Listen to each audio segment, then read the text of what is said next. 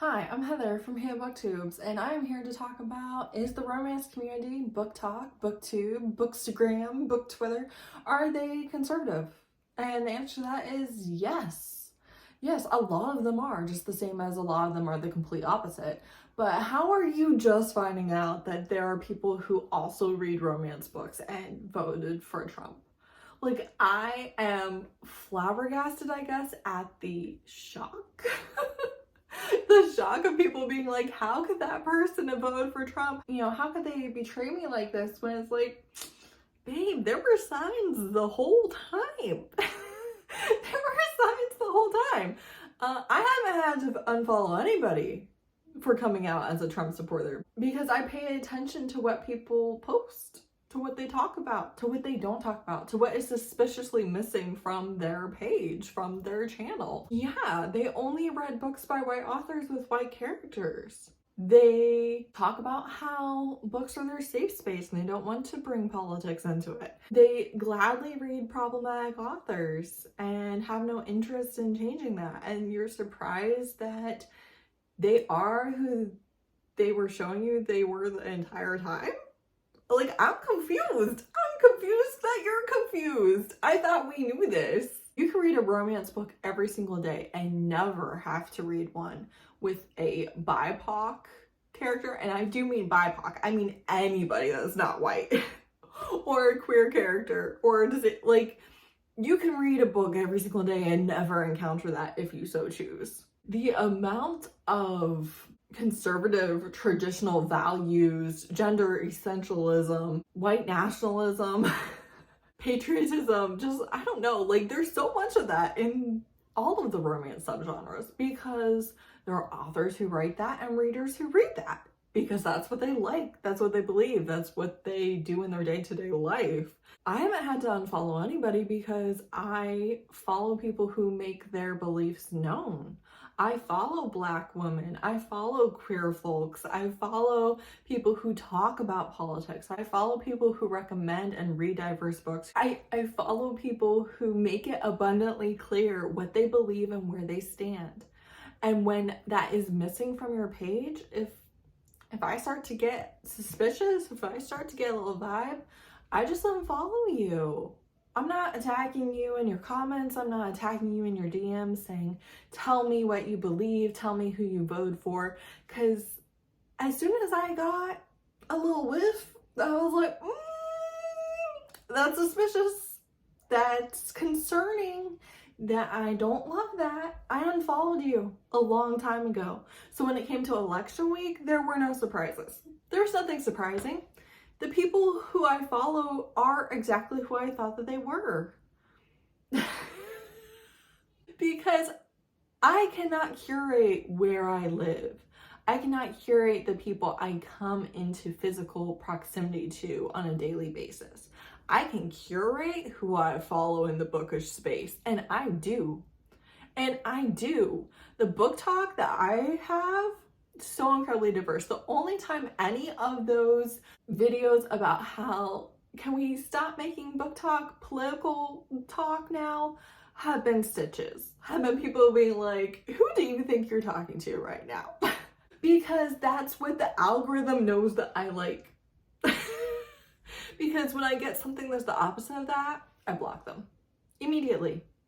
I'm not dealing with that. I'm not dealing with that.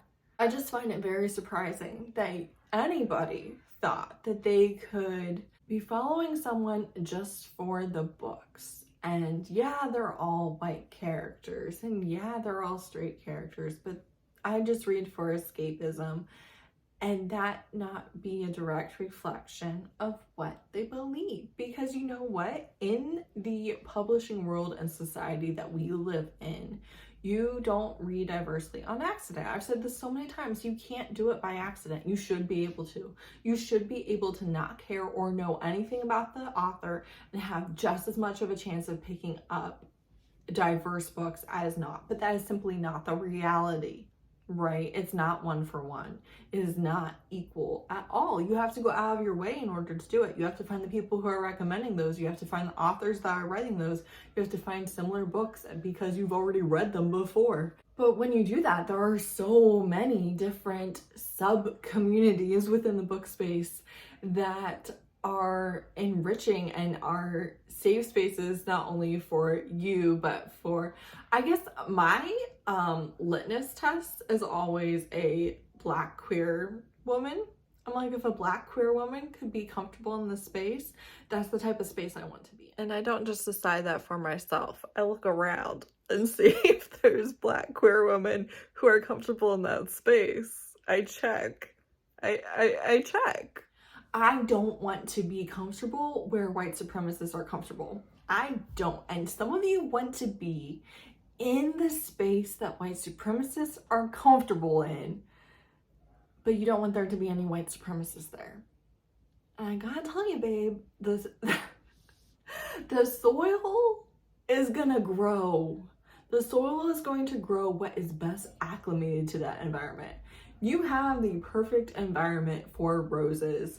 You have rose seeds. Those roses are going to thrive. If you have an environment that is hostile to roses, the roses are not going to thrive there, but something else is, right? Something else is. And you cannot have an environment that is comfortable and welcoming and nurturing to a white supremacist, to a Trump supporter, to a homophobe, to a bigot. You cannot have an environment that is welcoming and nurturing to them and simultaneously a Black queer woman. You can't. It's one or the other, and I know which one I want. So that is the entire environment that I've created online for myself long before election week. And you know what? Voting for Kamala Harris is the bare minimum. That doesn't make you a good person. It doesn't make you an empathetic person. Some of you are showing your true colors and are garbage, right? That doesn't make you any of the good things. You and your blue bracelets, it doesn't make you any of the good things. But it is like one check. It's one check on the list. And I have not had to do a big purge this week because I have carefully cultivated who I follow. I have carefully cultivated and unfollowed many a person when I was like, we are not aligning in a way that I want to share this space with you, this optional space that I want to use my channel to support you, that I want to bring awareness to you, that I want to share you with other people and be like, hey, this is a fantastic creator to watch, to get book recommendations from. I unfollow people a lot, and sometimes it's just because I don't watch them, right? Sometimes that's all it is. Sometimes it is not anything against their character. It's just I don't really watch them, so there's no point in having them in my subscriptions. But a lot of times there's just, I don't think that a Black queer woman will be comfortable here. And so I don't want to be comfortable here. And that's it. That's what I do. And I have so many wonderful, amazing creators that I follow that didn't have to post about the election for me to know where they stood. A lot of them did. But you know what? If this week was too heavy and they didn't want to post, it didn't make me question where they stand because they've been vocal. They've made it abundantly clear, right? It's not some sort of gotcha moment that if you did not post on Wednesday, then you are secretly a conservative. No. But if I didn't know where you stood before this week, how was this week supposed to show that you were actually a good person, that you were actually a safe space? Also, just a side note, there are literally dozens of people worldwide who don't even live in America, who are not in the United States, who did not vote in this election. And you know what? I still know where they stand on human rights. I still know where they stand on racism. I still know where they stand on Palestine.